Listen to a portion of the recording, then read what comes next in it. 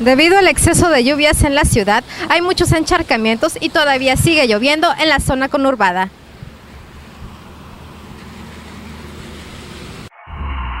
Se han registrado precipitaciones durante la madrugada, por lo que el día de hoy la ciudad amaneció con encharcamientos por toda la zona conurbada. Estas pequeñas lagunas afectan principalmente a los transeúntes que tienen que andar haciendo malabares para no mojarse. Los vehículos también se ven afectados, pues los baches se ven cubiertos por el agua, situación que impide verlos fácilmente, haciendo unas verdaderas trampas mortales.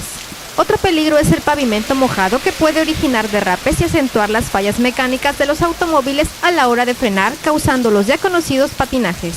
Con la llegada de la onda tropical número 13, se prevé que siga el potencial de lluvias de 20 a 30 milímetros para las próximas 24 a 48 horas, según expertos del Centro de Previsión del Golfo de México. En la cámara Luis Ortiz, Karime Totosaus para Notiver, la noticia en el momento que sucede.